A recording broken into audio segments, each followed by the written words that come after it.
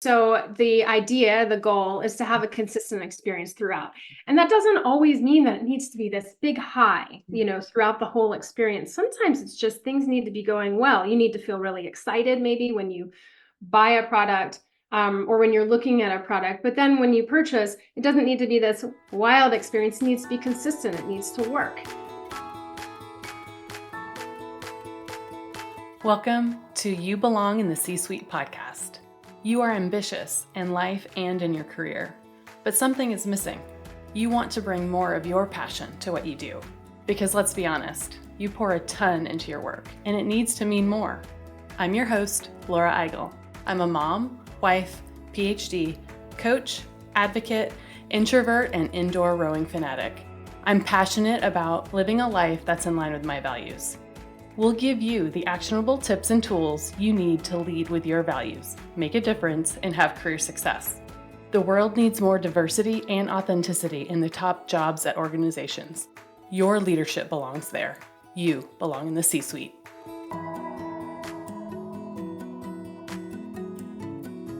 What gets you up in the morning? What drives your decisions? What do you stand for? No idea, not even sure where to start?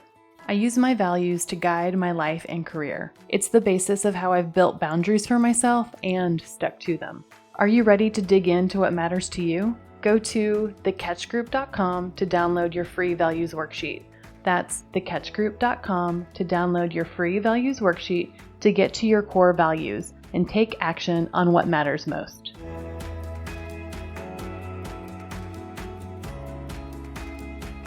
Welcome to this week's episode of the You Belong in the C-Suite podcast.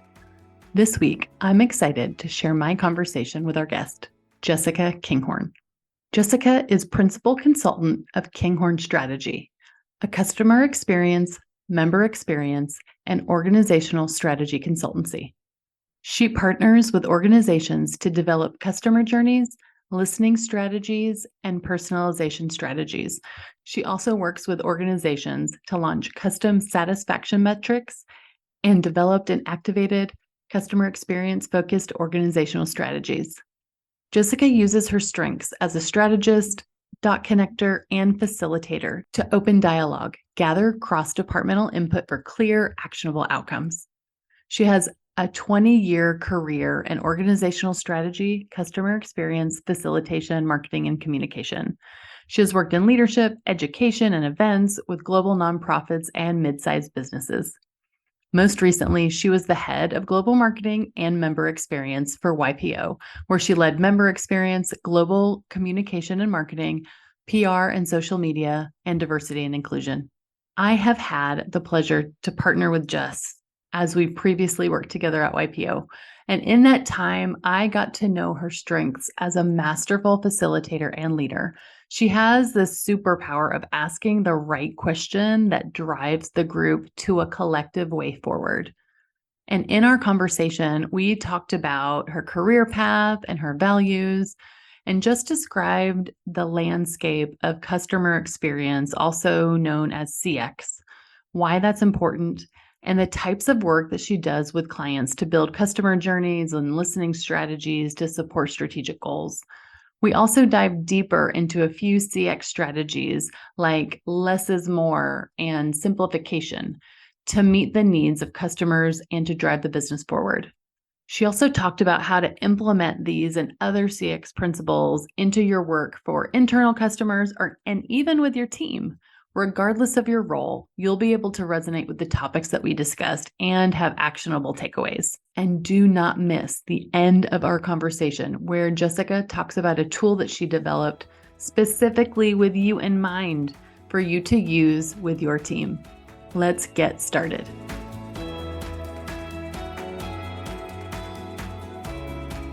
Well, I want to welcome you to the You Belong in the C-Suite podcast. Just thank you so much for accepting the invite. And it's just so good to see you here on Zoom and to connect and to share the space today.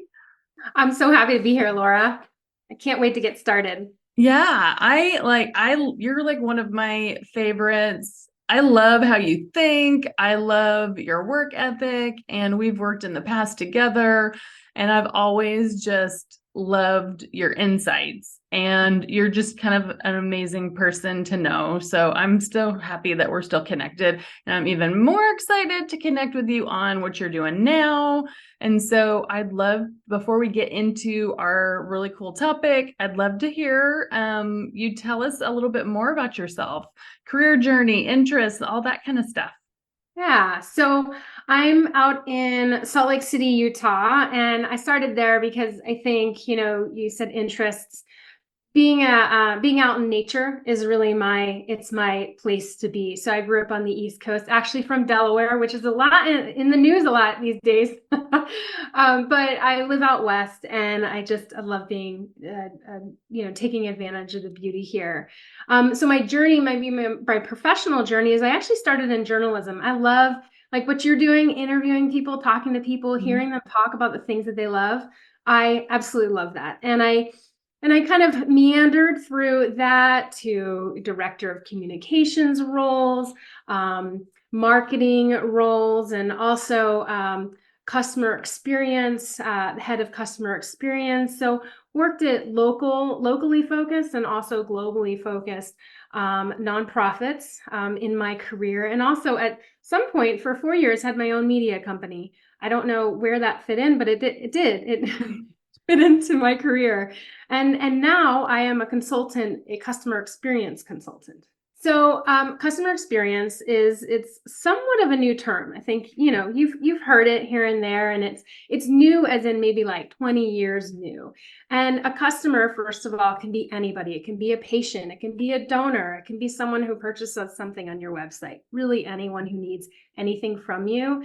And customer experience itself is looking at the customer along their entire journey with your organization. It's really, customer experience is the sum of their experiences across the experience with your company. And CX, as we call it, is again kind of a new vocation. And it really helps, if you focus on it, it can really help companies improve their relationship with their customer, improve the bottom line, improve the employee experience along the way. I love the different places of your career that you've gone. I did not know that you started out as a journalist. That's really exciting. So how that even feels like you're exploring different experiences. It's almost like discovering paths and different things. And even in communications, it feels like you're telling people what the path is. And so it feels like CX might have even been a red thread throughout, almost behind the scenes. But what makes you now kind of love it so much as you're consulting with companies? That's a great question, and I think really good point about it. It's kind of been a red thread that's followed me or led me through my path, because being focusing on the experience of humans has always been something that's really important to me. And I'll take a step back real quickly. Is when I was at YPO, Young Presidents Organization, working there, I found out that customer experience was this like vocation.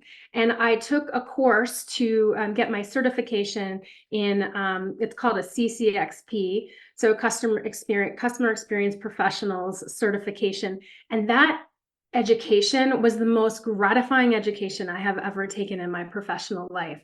I have my project management professional certification, which is really important and prestigious. But the CCXP one I use every day. Like you said, it's always part of something that I'm doing. So your question is, what do I like? What drew me to it? And I think because customer experience is about customers, it's about people.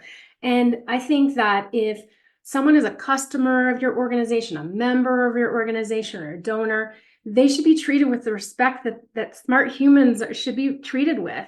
And that's why I think that customer experience is so important, because it respects the customer and also the bottom line of the company. And then the third piece of the triangle are the employees who serve those people. Yeah, throughout some of your answers so far, I have, and just kind of knowing you because we worked together in the past, like I have always loved how you are curious.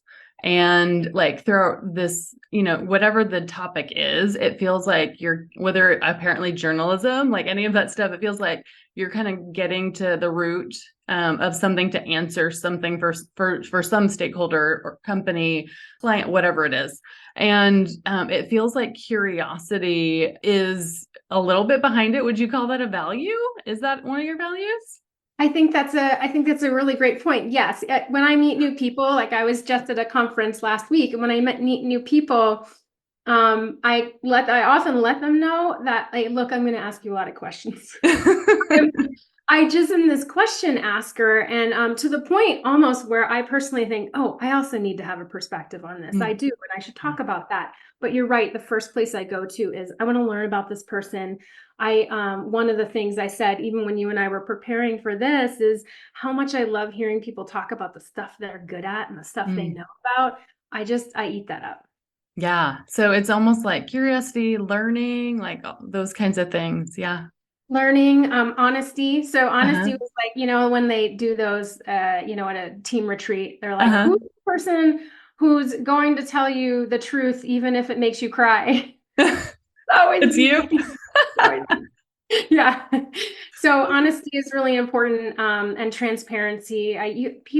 Humans are smart, and we can feel when you're not being honest with us. And so can a customer, honestly, as Yeah. well. So we get it. And when an organization or a company, I'm glad a lot of companies are moving in that direction of transparency, being more honest and respecting their smart customers. Awesome. Well, thank you for sharing your values. I loved hearing how they're kind of interwoven through your career and then what you're loving about CX.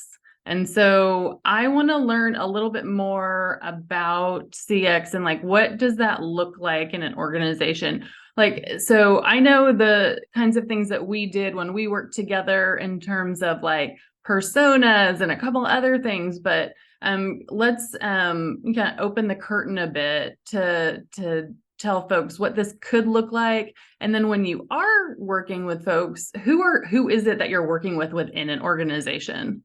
Well, let's start first with what I do when I work with organizations, and then maybe I can move into what does that then look like in an organization, because I didn't share that with you. So I am a customer experience consultant. So that means the kind of things that I do is I help organizations identify areas for improvement in the customer experience through customer journey work, which we can dig into that just a little bit more.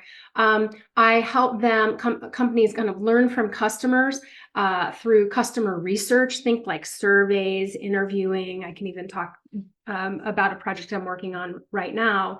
And then long-term customer experience improvement. And that means helping companies develop customer experience strategies that, like a 3-year strategy that they can follow over time, helping them develop a customer listening strategy to align their whole organization to, okay, this is how we're listening to customers, and this is what we're doing with the information, and this is how we're letting customers know that we're doing something with the information. People who may be listening will go, oh, I've got the first part. I know how I'm listening. I don't really know what I'm doing with the information once I get it. So I help organizations kind of take that next step. And then you're right.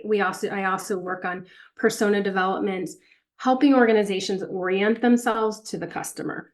So as you work with organizations, who's actually the person that's like reaching out to you? And when they do tell you what they're looking for, then how do you do that within an organization? And like, who are you actually doing that work with?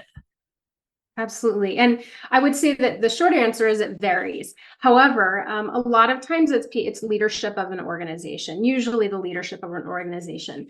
One example is I was a CEO of an organization, reached out and said, look, they're a nonprofit, and they said, my committees and councils, which are made up of our members, are not aligned on even what the experience of our members are. They can't agree on that. And they're so committed and so passionate, but that leads them in different directions. Can you help me create, an understanding around the customer journey or the member journey? And then also from that, identify areas where we can improve, that we're all working on together, not different committees and councils working on different things. And with that, I worked directly with their board, their committees and councils, also the kind of the average member, right? Someone who isn't as connected as those people, to understand what is the actual journey, where are the improvement opportunities. And we actually identified one whole column called onboarding that they weren't even paying attention to at all. So really a roadmap for success. And the end product of that project, just to give everyone an example, was an entire customer experience strategy, a 3-year strategy, and also a listening strategy of how they can actually listen to the customers and do something with what they're telling them. Oh, I love that. And I love that example because it's like, hey, here's this. Everybody kind of has a different perspective on what the customer in that example is a member, right? What that looks like for them. And then so internally, it probably feels like a lot of tension. It feels like, maybe one group is serving multiple committees in different ways, and it doesn't feel like as a customer that it kind of matches. I would guess, like, it feels like maybe if I'm working with this, solution or that solution, it's not a consistent experience. Is that right? If you're not really paying attention to the customer journey, potentially you're missing some consistency. They might be feeling really great about one thing, but not really great about another part of their experience. Is that kind of the rub or the pain point? Absolutely. So the goal is to have a consistent experience throughout.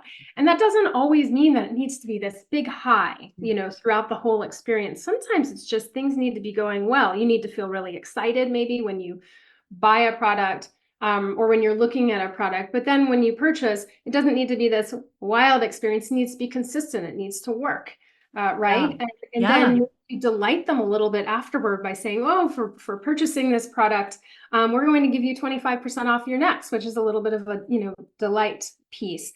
And I think the most important thing to remember is that all those experiences are linked. So if someone does have a low experience in the middle of that journey, then it's going to take that much more work to climb that person out of that experience. So it's super important for teams to be aligned as well. So for the employees to be connected across the experience as well. And just to give you one more example, a marketing team reached out and they wanted to do a listening campaign. So interviews, survey with a larger group of people.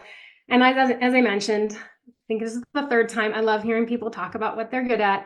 Mm-hmm. And I've been doing some interviews, and they're just so enlightening, and they're really elevating what you just talked about, or illustrating what you just talked about, Laura, about people's experiences are different throughout the journey, and also different people from different places are having different kinds of experiences. Helping a company understand that better is gold to them. Yeah. One example that you shared on LinkedIn, your own experience was in a rebate process. And I resonated so much, because if you ever try and get a rebate, this idea of, hey, they market you, buy this thing, and then you get a rebate of money or whatever. Usually it's like a gift card or a something. And I have had so many struggles with some of my rebates in the past. It's almost like not worth it. And you shared that example of like a rebate could actually be delightful. And you shared an example of one. Can you share a little bit more about your own experience and how that's an example of really good CX practices in place? Definitely. There are different experiences that you have throughout the whole experience, and every touch point is important. For example, have you ever gone to a chatbot, and the chatbot's like determines it cannot help you and it wants to send you to a real person. So it sends you to a real person, and the real person doesn't see the history of the conversation you have with the chatbot. So you have to regurgitate the same exact thing to the human. That's called journey orchestration. That's not working. It's not orchestrated. They're not connected. And so when I had this experience it's called Dolicious. It's this London company that makes dairy and dairy-free, because my son's dairy-free, wonderful little desserts. The rebate process was unbelievable. It was only $4.67 back. I'm going to be honest, but it made me smile because it was so simple. And they used AI in a really easy, simple, and elegant way to make this an easy process for me. And then for me to actually purchase their product and purchase it again. Yeah, and it's so interesting how like the ease of one kind of thing highlights then the angst and tension of the friction of the same kind of process, but with a completely different product. So your example like led me to I had just used the rebate that I worked so hard on for my contact lenses. And it's almost like they don't want you to get it. Like, I think that is probably by design, but it was like so hard. And then I finally did get it. And then I actually remembered to use it. And I was like, yes, it's a win. But even like that, your example, the, $4 and whatever, does then highlights how, discrepant some of these things are. And it feels like it follows what you hope to get and what your expectations are of then other kinds of products as a consumer. Anyway, that was my experience. And so being able to do that on the small scale, but then with one person, but if you can repeat that with the technology that company is using, I would imagine that's something that's absolutely benefiting not just the customer, but then the repeat business that they will get on the next time you want to purchase that for your son.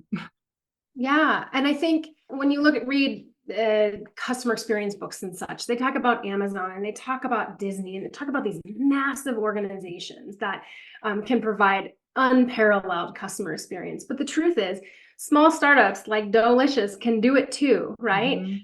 With all the new AI tools out there, which can get scary, admittedly, and they're not anything I think worth doing can be scary in the beginning, but you can use a lot of AI tools that or organizations, small and large nonprofits can use, and small companies, medium-sized companies can use to improve the customer experience without being an Amazon or a Disney. And I think there's a beauty in that.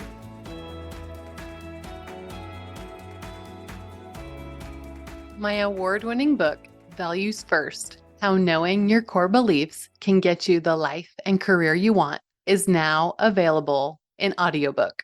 Since the book released just last year, the biggest question that I've gotten from readers is it available in audiobook? In this book, you'll get to hear my most pivotal career stories and some of the successes of my clients as you learn about the Values First framework and how you can take action on your life and career. The audiobook is narrated by me, so if you love this podcast, you'll love the audiobook. Values First: How Knowing Your Core Beliefs Can Get You the Life and Career You Want is now available on Audible and iTunes.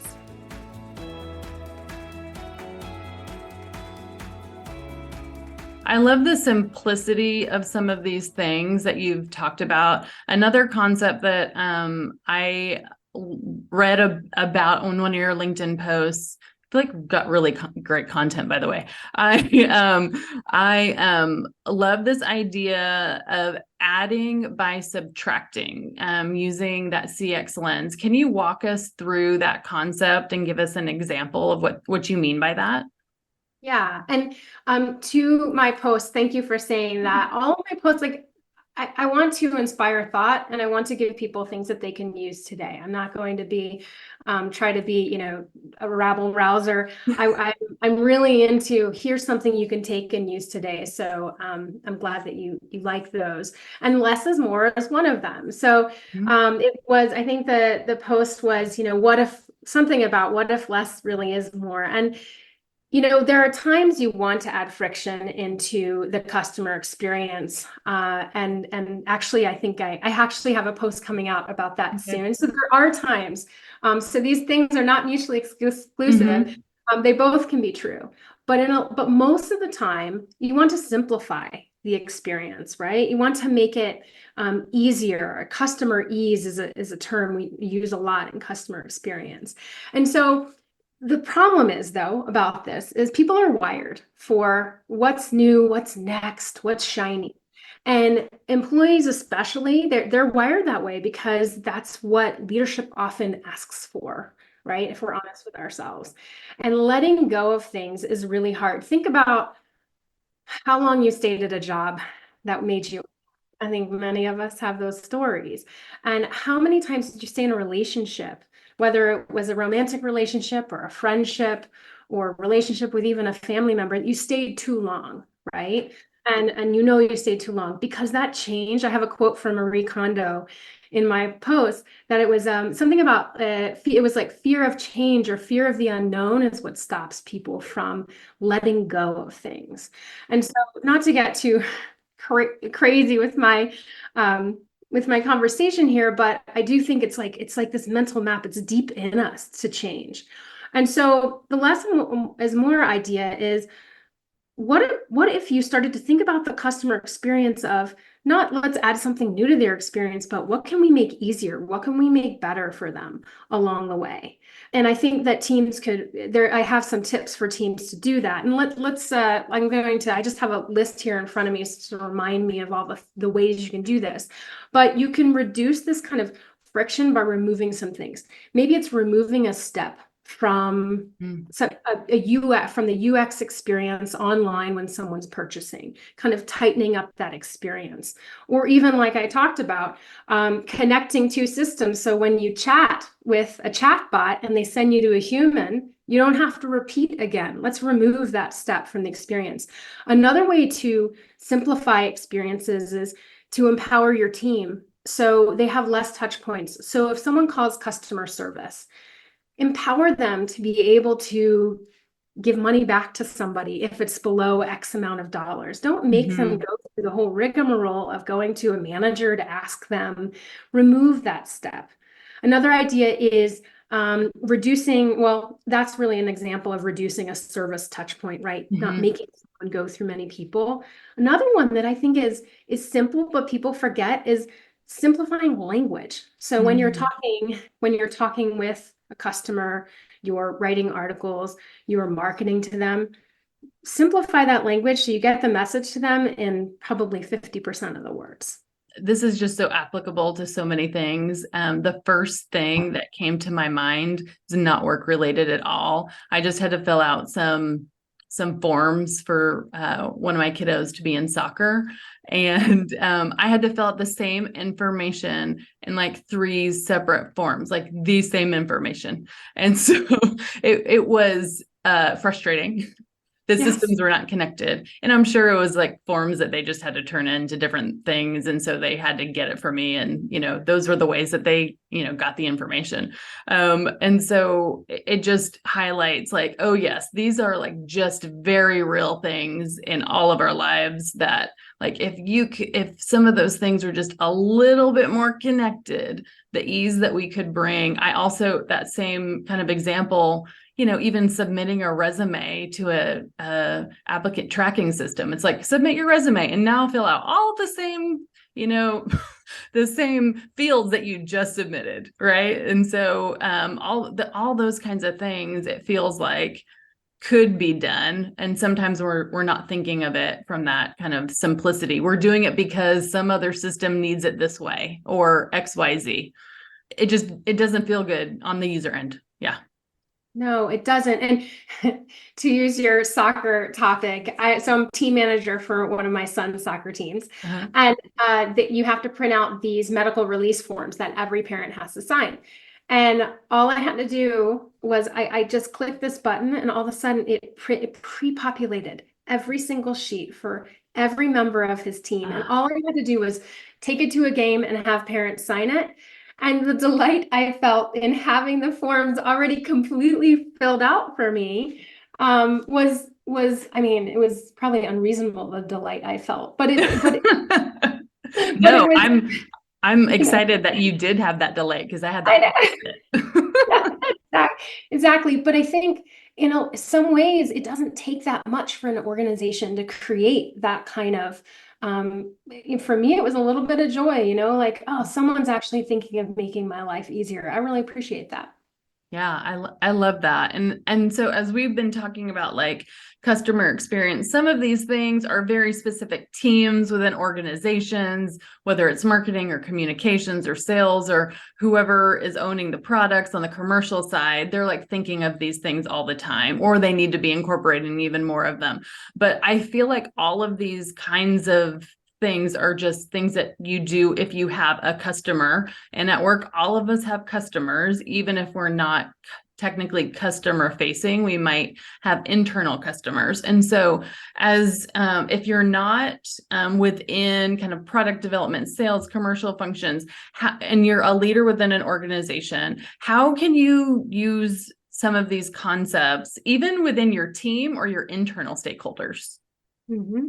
So I would say there are two things. So first, if you're not touching it, so the less is more. I'm going to put that aside for a second. But if you're not, having direct, you're not part of customer experience, you're not product development. You say you're in HR, you're in finance, and you don't have direct interaction with your customer. I did this exercise actually at an organization recently that there were the people in those departments are like, well, I don't touch the customer. Well, who is your customer then? So Yeah. we talked about that. HR, they're like, oh, well, the employees are our customer. Mhm. Okay, well, how does that customer affect? How does that customer affect the ultimate customer, right? Yeah.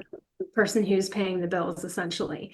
And we did breakouts with their team to talk about, to really nail down who's my customer, how can I improve helping them so they can help the ultimate customer.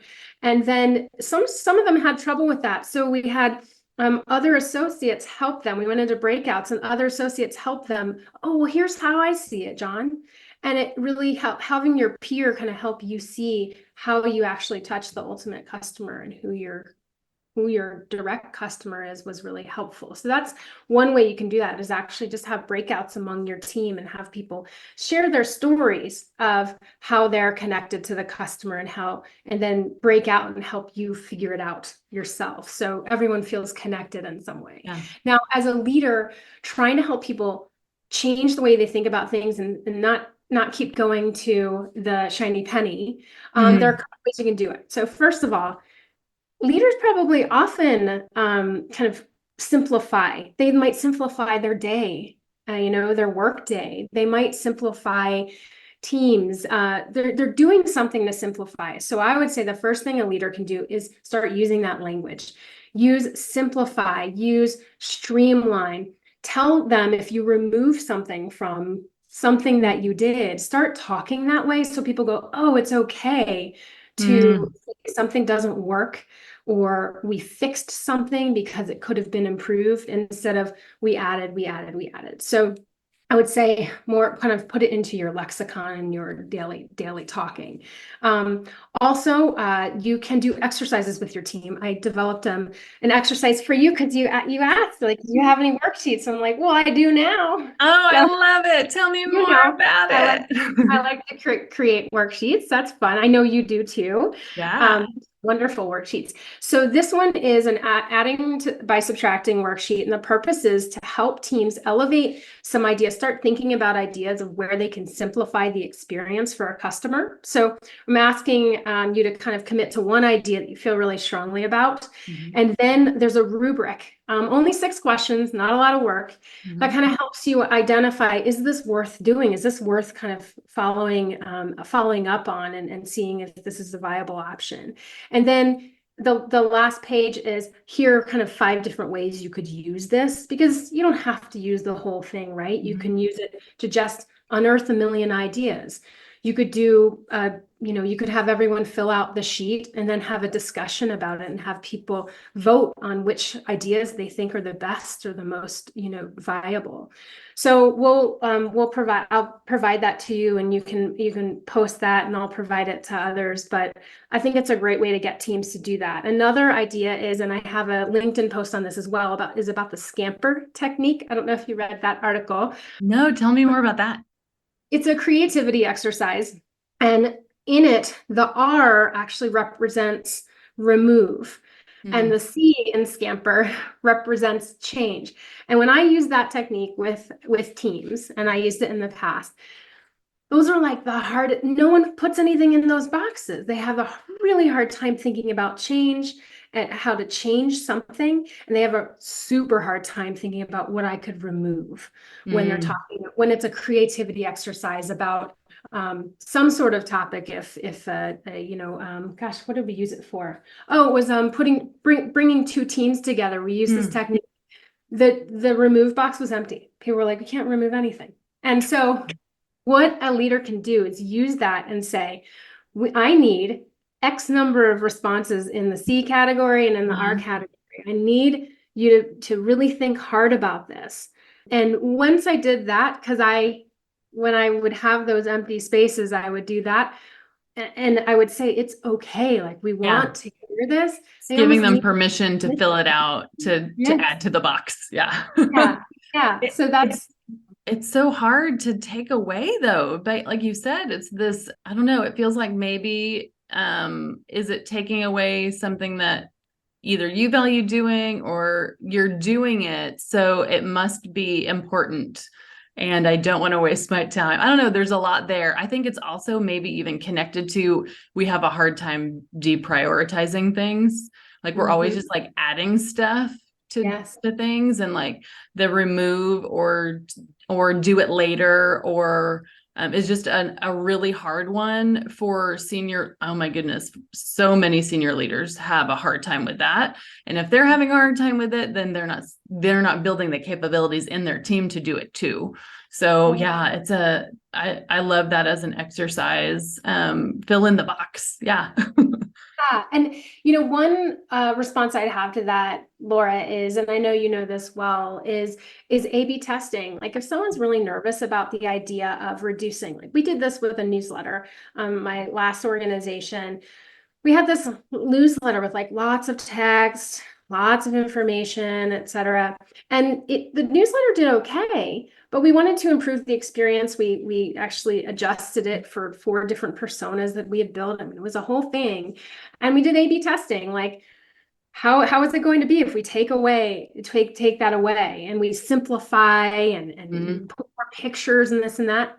And it was a wild success. I can't Mm. remember the exact numbers, but I think doing that A/B testing can make people who are nervous about letting go of something, you can prove to them, look, that there's no, maybe you prove to yourself that there is a problem. Who knows? But I would venture to guess that most of the time it will be a better experience for the customer, and you'll see that in the data. Yeah, the customer, the team, I think it hones just a lot of a different capability and skill. Sometimes it's actually harder to produce something with less words. From a communications angle, I just was working with a team on their team values, and the senior leader was reading the book Smart Brevity. Have you heard? Have you heard of that? Oh, right. Yeah, you would like it.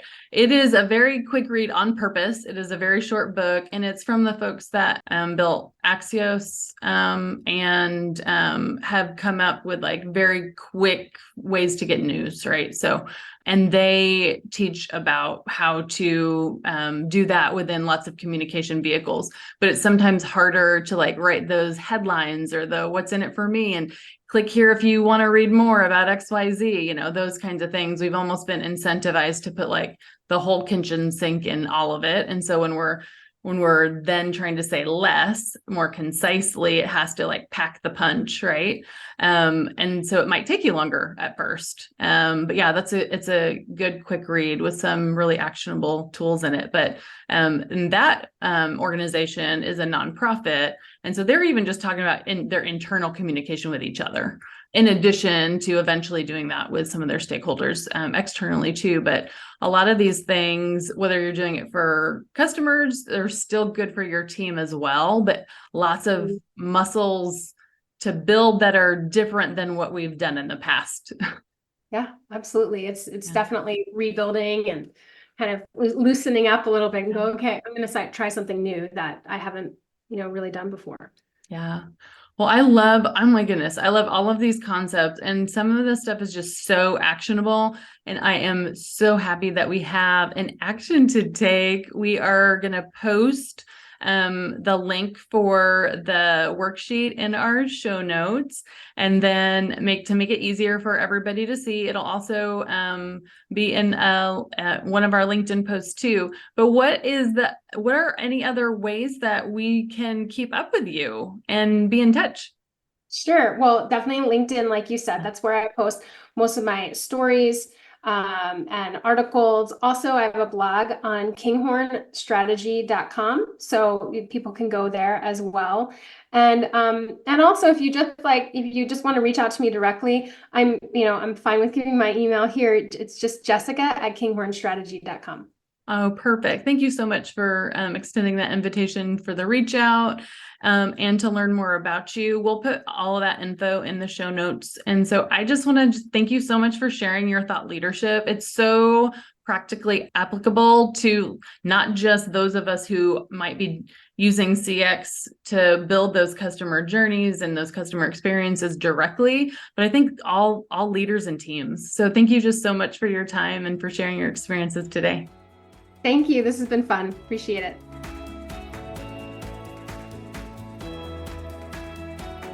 I want to thank you so much for listening to the You Belong in the C-Suite podcast. If you are enjoying this content, please remember to rate and review on Apple Podcasts. By leaving a review, you are helping others find this content. We will be featuring 5-star reviews on air in upcoming episodes. Editing and support for the podcast is done by S&E Podcast Management. To get more tips and tools to help you live a life guided by your values, go to thecatchgroup.com. Keep your boundaries and take care.